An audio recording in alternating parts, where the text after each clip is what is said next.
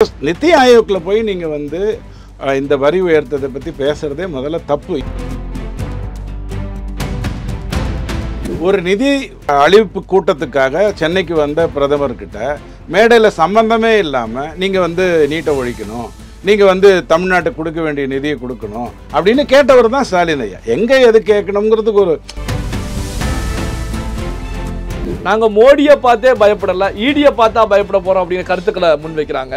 இந்த உதார விடுற வேலையெல்லாம் தயவு செஞ்சு ஒரு ஓரமா வச்சுக்கோங்க.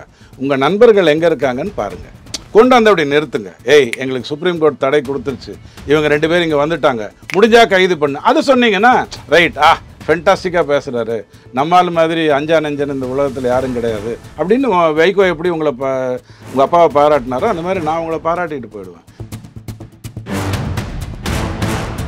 இப்போ இந்தி கூட்டணி இல்லைங்கிறது எல்லாருக்கும் தெரிஞ்சு போச்சு, தெரிஞ்ச ஒரு விஷயம். இவர் போய் சந்திக்கிறதுனால என்ன பிரச்சனை வரும்? கெஜ்ரிவாலை போய் சந்திச்சிருந்தாருன்னா கரெக்டாக இருந்திருக்கும். எப்படியப்பா நீ தப்பிச்ச, நான் எப்படி தப்பிக்கலாம்? இவர் முதல்வர் கேட்பாருன்னு நான் சொல்லலை, இவர் போய் கூட போகிறவங்க கேட்பாங்க இல்லையா, கேட்டுட்டு வந்து இங்கே அட்வைஸ் பண்ணால் எப்படி தப்பிக்கிறதுங்கிறத பற்றி ஏதாவது ஐடியா கிடைக்கலாம். வெறும் சுப்ரீம் கோர்ட்டை மட்டும் வச்சுட்டு தப்பிக்க முடியுமா? சுப்ரீம் கோர்ட் தடை கொடுக்கும். டாஸ்மாக் தான் மனுதாரர் மனு கொடுத்துருக்காங்க.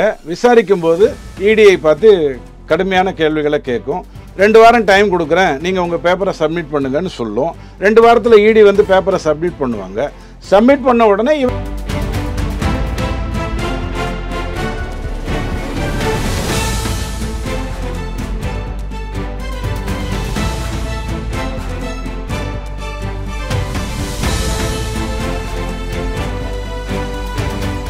ரியல் ஒன் நண்பர்கள் உறவுகளுக்கு வணக்கம். பல்வேறு முக்கியமான தகவல்களை நம்முடைய உறவுகளுடன் பகிர்ந்து கொள்ள இணைந்திருப்பவர் துக்ளக் வாசகர் ரவி டிடிஎஸ் அவர்கள். வணக்கம் சார். வணக்கம். வணக்கம்.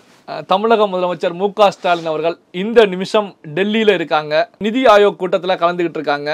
அதே நேரத்தில் வந்து பிஎம்முக்கு கோரிக்கையும் வச்சிருக்காங்க. வரி விஷயத்தை பொறுத்த வரைக்கும் 50% மாநில அரசாங்கத்துக்கு கொடுக்க வேண்டும் அப்படிங்கிற ஒரு கோரிக்கையும் முன் வச்சிருக்காங்க. ஸோ ஸ்டாலின் அவர்கள் கலந்துக்கிட்ட நிகழ்வு எப்படி பார்க்குறீங்க? 2 விஷயம் கேட்டிருக்கீங்க. ஒன்று வந்து இந்த வரி விஷயத்தை 2 வரியில் முடிச்சிடுறான். இப்போ ஜிஎஸ்டிக்கு முன்னாடி உங்ககிட்ட வேட்டு, உங்ககிட்ட சேல்ஸ் டேக்ஸு, அங்கே வந்து கஸ்டம்ஸ் டியூட்டி, அங்கே வந்து எக்ஸைஸ் டியூட்டிங்கிற மாதிரி பலவிதமான வரிகள் இருந்தது. அந்த டைமில் நீங்கள் போய் மத்தியில் போய் என் சம்பளம்லாம் என்கிட்ட வர்றதெல்லாம் சம்பளத்திலே போயிடுது, இதை தவிர நான் வந்து ஆடு கொடுக்குறேன், மாடு கொடுக்குறேன், டிவி கொடுக்குறேன், கேபிளுக்கான பணம் கட்டுறேன், அதனால் எல்லாமே அதிலே போயிடுது, வட்டிக்கு பணம் போயிடுது, அதனால் எனக்கு அதை கொடுங்கன்னு கேட்க வேண்டிய அவசியம் இருந்தது. இப்போ அப்படி இல்லை. ஜிஎஸ்டியை பொறுத்த வரைக்கும் 50% உங்களோடது தான், டைரெக்டாக வந்துடும். இன்னும் இருக்கிற 50%ல் 41% தமிழ்நாட்டை பொறுத்த வரைக்கும் மத்திய அரசுலேருந்து திரும்ப தமிழ்நாட்டுக்கே வந்துடும். அப்போ அந்த மீதி இருக்கிற 29, அதாவது 50ல் 41 போக மீதி 29 தான் மத்திய அரசுக்கு போய் பல மாநிலங்களுக்கு போகுது. இப்போ இந்த 41 ஒரு 50 ஆக்க சொல்கிறார். அதுக்கு பின்னாடி ஏதாவது ஒரு காரணம் இருக்கணும். உதாரணத்துக்கு கடந்த ஒரு 76 வருடங்களில் இந்த மாதிரியான நிதிகள் வந்தது, அல்லது குறைந்தபட்சம் 2017 அன்றைக்கி என்ன இருந்தது, அதிலிருந்து இன்றைக்கி கொஞ்சம் கொஞ்சமாக நிலை உயர்த்தி மத்திய அரசு கொடுத்துருக்கா இல்லையாங்கிறதையும் இவர் சொல்லணுமா வேண்டாம்? ஐயா, நீங்கள் 38 ஆக்கினீங்க, 41 ஆக்கினீங்க, ரொம்ப சந்தோஷம், அப்படியே எனக்கு 50 ஆக்கிட்டீங்கன்னா வேலை முடிஞ்சதுன்னா பரவாயில்ல, 50 கொடுங்கன்னு நான் கேட்க, இல்லைங்க 41 தான் என்னால் முடியும், நான் இங்கேருந்து இங்கே வந்திருக்கேன், இந்த சதவீதத்துலேருந்து இந்த சதவீதத்துக்கு உயர்த்தி வந்திருக்கேன், இதுக்கு மேலே முடியாதுன்னு சொன்னால் மத்திய அரசு வஞ்சிக்கிறதுன்னு நீங்கள் திரும்ப சொல்லிட்டீங்கன்னா அர்த்தம் இல்லாமல் போயிடும். இப்போ ஒரு மாணவன்கிட்ட போய் போன வாட்டி 70 வாங்கியிருக்க, இந்த வாட்டி 90 வாங்கு அப்படின்னு நான் சொல்கிறேன், அவன் 80 வாங்கினான்னு வச்சுக்கோங்க, நீங்கள் தலையில் அடிச்சுட்டு இதுக்கு தான் சொன்னேன், நீ உருப்பிட மாட்ட அப்படின்னா அது தவறான ஒரு விஷயம். அவன் 50லேருந்து 70 வாங்கியிருக்கான், இனி அதுக்கப்புறம் ஒரு ஸ்டேஜாக மேலே வரணும். இப்படி தான் நம்ம அதை பேசணும். 98 வாங்கிட்டு இருக்கிற மாணவன்கிட்ட போய் என்ன கேட்கணும்? 100 வாங்குன்னு சொல்லலாம். 98 வாங்கினாலே அதை வளர்ச்சின்னு எடுத்துக்கணும். 90ன்னு வாங்கினா அதை வந்து தளர்ச்சின்னு எடுத்துக்கணும். இப்படி நிதி கேட்கும் பொழுது என்ன ட்ராக் ரெக்கார்டில் வந்துகிட்டு இருக்கோம், அதுலேருந்து என்ன கேட்கணும் அப்படிங்கிற அடிப்படையில் தான் கேட்கணும். நம்பர் 1. 2வது வந்து இந்த இன்டைரக்ட் ஐஜிஎஸ்டியும் உங்களுக்கு வந்து ஃபுல்லாக வந்துடுது. ஸோ இந்த நித்தி ஆயோக்கில் போய் நீங்கள் வந்து இந்த வரி உயர்த்ததை பற்றி பேசுகிறதே முதல்ல தப்பு. இங்கே நிறைய டிவிலேயே என்ன சொல்கிறாங்கன்னா, போய் நிதி கேட்பதற்காக செல்லுகிறார், மத்திய அரசு 2000 கோடி கொடுக்கல, அதனால் 40,000 கோடி ஒதுக்கின கல்வியில் எங்களால் ஒன்றும் பண்ண முடியல, அதனால் 4 லட்சம் கோடிக்கு நாங்கள் பட்ஜெட் போடுறோம், அந்த 2000 கோடினால் ஒன்றும் பண்ண முடியலங்கிற கதையெல்லாம் இங்கே பரப்பிக்கிட்டு இருக்காங்க. நித்தி ஆயோக் அதுக்கானது அல்ல. நித்தி ஆயோக்கை பொறுத்த வரைக்கும் இந்த வருடம் அடுத்த வருடம் இந்தியாவை இங்கேருந்து இங்கே கொண்டு போகணும். அதற்கு இந்த மாதிரியான திட்டங்களை நாங்கள் வைத்திருக்கோம், நீங்கள் என்ன பண்ண போகிறீங்க. அதாவது ஒவ்வொரு மாநிலமும் நிலையை உயர்த்துவதற்கு எப்படி எப்படியெல்லாம் பாடுபட முடியுங்கிறத பேசுறது தான் நிதி ஆயோக்குடைய நோக்கமே தவிர நிதி கேட்குற ஒரு விஷயம் இல்லை. கண்டிப்பாக நீதி கேட்கறதுக்காக போயிருப்பாரோ அப்படின்னு நீங்கள் பேசுவீங்க அப்படின்னு சொன்னால், அதாவது ஓடி போயிட்டாங்க, தொலைஞ்சு போயிட்டாங்க, காணாமல் போயிட்டாங்க, தப்பு பண்ணாங்க, ஒளிஞ்சிக்கிட்டு இருக்காங்க, எப்படியாவது கண்டுபிடிச்சி கொடுங்க, அல்லது அவங்கள எப்படியாவது காப்பாற்றுங்க, நாங்கள் சுப்ரீம் கோர்ட்டில் பேச வேண்டியதெல்லாம் பேசிட்டோம் அப்படின்னு பேசுவாருன்னா அதுக்கும் மோடி சரியான ஆள் இல்லை. ஃபினான்ஸ் கமிஷன் தான் சரியான ஆள் இதை பற்றி பேசுவதாக இருந்தார். ஸோ சாயங்காலம் ஒரு 5 மணிக்கு சந்திக்கிறாரு.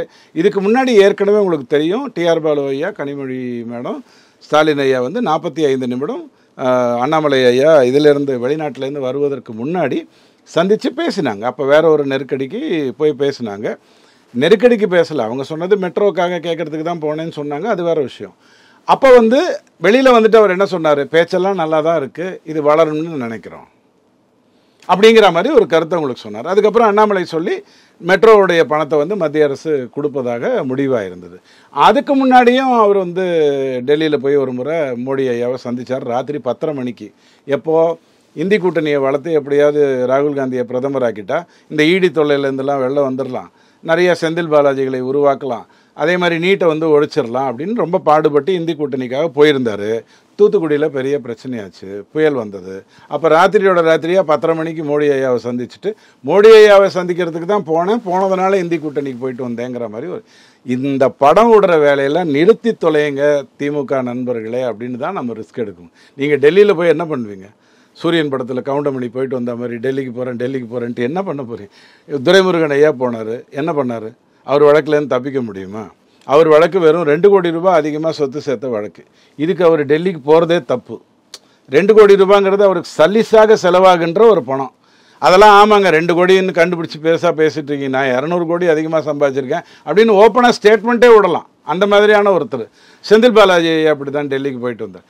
இந்த டெல்லிக்கு போயிட்டு வர்றேங்கிறது வந்து இவர்களை யார் நம்பி இருக்காங்களோ, யார் வந்து பயந்து இருக்காங்களோ அவங்களுக்கு நான் டெல்லிக்கு போனேன், மோடியை பார்த்துட்டு வந்துட்டேன் அப்படின்னு சொல்கிற மாதிரி. எக்ஸாம் நல்லா எழுதியிருக்கிற அல்லது எக்ஸாம் சரியாக எழுதாதவன் இருமுடி எடுத்துக்கிட்டு ஐயப்பனை பார்த்துட்டு வந்தேன் அப்படின்னு சொல்கிற மாதிரியான ஒரு விஷயமாக தான் நான் இதை பார்க்குறேன். ஆனால் அவர் போனது ஒரு நல்ல விஷயம். இப்போ நீங்க நிதி ஆயோக்கை பொறுத்த வரைக்கும் அதுல இந்த கோரிக்கை வைப்பதற்கான கூட்டமே கிடையாது அப்படிங்கிற ஒரு கருத்துக்களை முன்வைக்கிறீங்க. ஆனா இங்க ஒரு சில ஊடகங்களை பொறுத்த வரைக்கும் என்ன தெரிவிச்சிருக்காங்க அப்படின்னா, நேருக்கு நேரா பிரதமர் மோடி கிட்ட சிஎம் அவர்கள் வந்து கோரிக்கை வச்சிருக்காங்க, 50% கேட்டிருக்காங்க, நேருக்கு நேரவே கேட்டிருக்காங்க அப்படிங்கிற கருத்துக்களை. சுற்றி உட்காந்தா நேருக்கு நேரம் தான் கேட்க முடியும், திரும்பிட்டா கேட்க முடியும். சுற்றி தானே உட்காந்துருக்காங்க. இல்லை 4-5 ரோ போட்டு உட்கார வச்சாங்களா எல்லாம் முதலமைச்சரையும், முன்னாடி நீ பின்னாடி அவன்னு. இது ஒரு ரவுண்ட் டேபிள் தானே, அப்படி தான் உட்காந்துருக்காங்க. இதில் நேருக்கு நேராக கேட்கறதுக்கு என்ன இருக்குது? நீங்கள் தப்பாக கேட்டிங்கன்னா உங்களுக்கு 1.5 கண்ணுன்னு நினச்சிருவாங்க. அதனால் நேருக்கு நேராக தான் கேட்கணும், அதெல்லாம் ஒன்றும் தவறு இல்லை. ஆனால் அடிப்படை என்ன அப்படின்னு சொன்னால், இதுக்கு முன்னாடியுமே ஒரு நிதி அழிப்பு கூட்டத்துக்காக சென்னைக்கு வந்த பிரதமர்கிட்ட மேடையில் சம்பந்தமே இல்லாமல் நீங்கள் வந்து நீட்டை ஒழிக்கணும், நீங்கள் வந்து தமிழ்நாட்டுக்கு கொடுக்க வேண்டிய நிதியை கொடுக்கணும் அப்படின்னு கேட்டவர் தான் ஸ்டாலின் ஐயா. எங்கே எது கேட்கணுங்கிறதுக்கு ஒரு சாதாரணமான தார்மீகம் இருக்கு இல்லையா? இப்போ ஹாஸ்பிட்டலில் நீங்கள் நான் இருக்கேன்னு வச்சுக்கோங்களேன், நீங்கள் என்னை வந்து பார்த்துட்டு நல்லா இருக்கேன்னு கேட்டால் எனக்கு எப்படி இருக்கும்? எங்கே கேட்கணும்னு ஒன்று இருக்குது, டிஸ்சார்ஜ் ஆகும்போது கேட்கணும், இல்லை அதுக்கு முன்னாடி கேட்டிருக்கணும். ஸோ இந்த மாதிரி சம்பந்தம் இல்லாத விஷயங்களை எழுதுவதற்கு உண்மையிலேயே தமிழக பத்திரிகை ஊடகங்கிறது வந்து அற்புதமாக செயல்படுகின்ற ஒரு ஊடகம். நான்லாம் பார்த்துருக்கேன், கண்கூட பார்த்துருக்கேன். அப்படியே அவங்க சொல்லும்போது எனக்கு ரசிச்சிருக்கேன், அதை சுவாசித்திருக்கேன். இப்போ இருக்கிறவங்களை பார்க்கும்போது எனக்கு கடுப்பாக தான் இருக்குது. இப்படிலாம் பேசுகிறாங்களே, இப்படி கேட்டால் என்ன ஆகும்? நீங்கள் மோடிக்கிட்ட, அதாவதுங்க இராணுவ மந்திரிகிட்ட போயிட்டு எனக்கு உணவு பாதுகாப்பு வேணும்னா அவர் என்ன பண்ணுவார்? ஹெலிகாப்டரில் வந்து பொட்டலத்தில் தூக்கி போடுவார் ரேஷன் கடையில். அதை நீங்கள் போய் கேட்க வேண்டியது வேற ஒரு மந்திரி கிட்ட. ஸோ பிரதமர்கிட்ட போய் கேட்கறதுக்கு பதிலாக ஃபினான்ஸ் கமிஷனில் ஒழுங்காக கேட்கணும். அதுதான் நியாயமான விஷயம். நிதி ஆயோக் கூட்டம் முடிந்த பிறகு 5 மணி வாக்கில் பிஎம்ஐ சந்திப்பதற்கு ஸ்டாலின் அவர்கள் தயாராக இருக்காங்க, அப்பாயின்மெண்ட் கொடுக்கப்பட்டிருக்கு. இப்படியான ஒரு சூழ்நிலையில் தான் துணை முதலமைச்சர் உதயநிதி ஸ்டாலின் அவர்கள் செய்தியாளர்கள் சந்திப்பில் நாங்கள் மோடியை பார்த்தே பயப்படலை, ஈடியை பார்த்தா பயப்பட போகிறோம் அப்படிங்கிற கருத்துக்களை முன்வைக்கிறாங்க. இவங்க 2 பேரை பார்த்து பயப்படுறதுக்கு என்ன இருக்குது? இப்போ மோடியை பார்த்து பயப்பட மாட்டேன்னு பாகிஸ்தான் சொல்லுச்சு, இப்போ சொல்லுங்கள் அதனுடைய நிலைமை என்ன? போய் கெஞ்சிச்சில்ல அமெரிக்கா கிட்டேயும் சைனா கிட்டேயும், ஐயா என்னை எப்படியாவது காப்பாற்று, தாங்க முடியல, போட்டு எல்லா இடத்தையும் 11 ஏர்பேஸை தூக்கிட்டாரு, நாங்களும் ஏற்கனவே வெள்ளைக்கொடி காட்டிட்டோம், இருந்தும் விடமாட்டார் போல் இருக்குன்னு போனாங்க. அவர் என்ன பயந்தா போனாங்க? பயந்து போய் என்ன பிரயோஜனம்? ஈடிக்கு யார் உங்களை பயப்பட சொல்கிறா? நானும் நீங்களும் ஈடிக்கு பயந்துருக்கோமா? பயந்துக்கல. மிஞ்சி மிஞ்சி போனால் நாளைக்கு ஜெயிலில் உங்களை தள்ளினா நீங்கள் பயக்கிறதுனால ஏதாவது விட்டுருவாங்களா? சார் ரொம்ப பயந்து போயிருக்காரு, ஜெயிலுக்கு பதிலாக அவர் வந்து இந்த இடத்துல உட்கார வைக்கலாம், ஹவுஸ் அரெஸ்ட்டில் உட்கார வைக்கலான்னு முடிவு பண்ணுவாங்களா? அப்படிலாம் கிடையாது. இந்த உதார விடுற வேலையெல்லாம் தயவு செஞ்சு ஒரு ஓரமாக வச்சுக்கோங்க.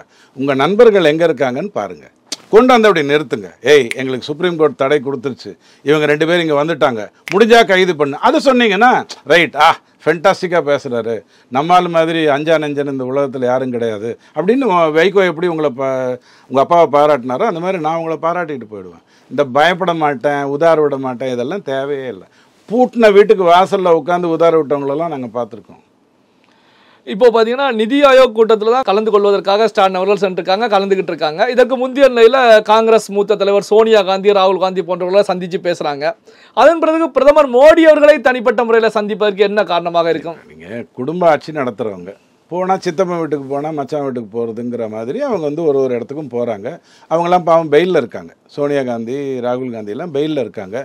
போய் நல்லா இருக்கீங்களா, கவலைப்படாதீங்க, எப்படியும் 3044க்குள்ளே பிஜேபி ஆட்சி முடிஞ்சு போயிடும், நாம் திருப்பி வந்துடலாம் அப்படின்னு ஏதாவது அவங்கள போய் சந்தித்து என்ன பிரயோஜனம்? அவங்களே பாவம் நொந்து போயிருக்காங்க. நேஷனல் ஹெரால்ட் கேஸில் என்ன ஆகும், எப்போ தூக்கி உள்ளே வைப்பாருன்னு தெரியாமல் இருக்காங்க. சரி, இப்படி கேப்பில் போய் பிரியங்கா வீட்டில் போய் பேசலான்னா அவங்க வாத்ரா வந்து ஏற்கனவே பயந்து போய் இருக்காரு. ஓனாக சந்திக்கிறதுங்கிறது விருந்தோம்பல். அழைத்தால் கூப்பிட்டு வச்சு ஒரு ஃபோட்டோ எடுத்துக்கிறதுங்கிறது சாதாரணமான ஒரு விருந்தோம்பல். அதை அவர் செஞ்சுருக்காருன்னு பாராட்டுங்க. இந்தி கூட்டணி வேலைக்காகாமல் போயிடுச்சு, இனி தெண்டி கூட்டணி தான் வேலைக்காகும் அப்படின்னு சொல்லி தான் தென்னகத்தில் இருக்கிற முதல்வர்களை வச்சு மறுசீரமைப்பு பற்றி பேசினார். பஞ்சாப்லேருந்து அஃப்கோர்ஸ் இவர் வந்திருந்தார். இப்போ இந்தி கூட்டணி இல்லைங்கிறது எல்லாருக்கும் தெரிஞ்சு போச்சு, தெரிஞ்ச ஒரு விஷயம். இவர் போய் சந்திக்கிறதுனால என்ன பிரச்சனை வரும்? கேஜ்ரிவாலை போய் சந்திச்சிருந்தாருன்னா கரெக்டாக இருந்திருக்கும். எப்படியப்பா நீ தப்பிச்ச, நான் எப்படி தப்பிக்கலாம்? இவர் முதல்வர் கேட்பாருன்னு நான் சொல்லலை, இவர் போய் கூட போகிறவங்க கேட்பாங்க இல்லையா, கேட்டுட்டு வந்து இங்கே அட்வைஸ் பண்ணால் எப்படி தப்பிக்கிறதுங்கிறத பற்றி ஏதாவது ஐடியா கிடைக்கலாம். வெறும் சுப்ரீம் கோர்ட்டை மட்டும் வச்சுட்டு தப்பிக்க முடியுமா? சுப்ரீம் கோர்ட் தடை கொடுக்கும், ஒரு வாரம் டைம் கொடுக்கும். நீங்கள் தான் மனுதாரர், டாஸ்மாக் தான் மனுதாரர், மனு கொடுத்துருக்காங்க. விசாரிக்கும் போது இடியை பார்த்து கடுமையான கேள்விகளை கேட்கும். 2 வாரம் டைம் கொடுக்குறேன், நீங்கள் உங்கள் பேப்பரை சப்மிட் பண்ணுங்கன்னு சொல்லும். 2 வாரத்தில் இடி வந்து பேப்பரை சப்மிட் பண்ணுவாங்க. சப்மிட் பண்ண உடனே இவங்களை பார்த்து கேள்வி கேட்கும். இதுதான் நீதிமன்றத்தினுடைய நியாயமான அணுகுமுறை. ஸோ நீங்கள் 4 பேரை போய் பார்த்ததுனால என்ன வித்தியாசம் வந்துடும்? அதுக்கு பதிலாக ஏதாவது கோயில் குழந்தை துர்காமா வரும், கோயிலுக்கு தான் போவாங்க, மற்ற இடத்துக்கு போக மாட்டாங்க. அவங்கள அனுப்பிச்சு வச்சு 4 பேர் தெய்வங்களை பார்த்தாலாவது நல்லது நடக்கிறதுக்கு. ஸ்டாலின் அவர்கள் டெல்லியில் இருக்காங்க. இந்த பக்கம் வந்து இல கணேசன் அவர்களுடைய 80வது பிறந்த நாள் என்று துர்கா ஸ்டாலின் அவர்கள் நேரடியாக சென்று வாழ்த்து தெரிவிச்சிருக்காங்க. இதை எப்படி? இல்லைங்க, ஆர்எஸ்எஸ் பெண்புலம் அப்படிங்கிறது வந்து யாரையுமே விரோதியாக பார்க்குற தன்மை கிடையாது. யாரையுமே விரோதியாக பார்க்க.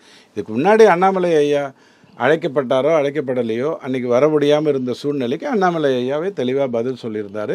என்னால் அன்றைக்கி போக முடியல, நான் வேறு ஒரு சந்தர்ப்பத்துக்கு வரேன்னு சொல்லியிருந்தார். இலகணேசன் ஐயாலாம் உண்மையிலே நேர்மையாக அந்த ஆர்எஸ்எஸ் பின்புலத்திலிருந்து வந்தவங்க, அந்த சித்தாந்த ரீதியாக பண்ணுறவங்க. டீவியேஷனுங்கிறது கொஞ்சம் முன்ன பின்ன இருக்கலாம், யாராக இருந்தாலும். 98லேருந்து 2004 வரைக்கும் இவங்களோட தான் குப்பை கொட்டியிருக்காரு இந்த பிஜேபியை தமிழ்நாட்டில் வளர்க்கும் போது. அப்போ பழக்கங்கள் இருக்கலாம், அதில் எந்த தப்பும் இல்லை. ஸோ முன்னாடி மமதா வந்தாங்க, இந்த வாட்டி துர்காம்மா வந்திருக்காங்க. துர்காம்மா இலகணேசன் இடத்துக்கு போகிறதுல எந்த தப்பும் இல்லை. ஏன்னா அவங்க கோயில் குளம்னு உங்கள் ஒருத்தரே பாவத்தை எல்லாம் புண்ணியமாக மாற்ற முடியும்னு அவங்க கஷ்டப்படுறாங்க. அதுக்கான வாய்ப்பு எனக்கு தெரியல. பட் இலகணேசன் ஐயாவுடைய இந்த சந்திப்பு எனக்கு ஒன்றும் முரணாக தெரியல. அங்கே நிறைய பேர் வந்திருப்பாங்க.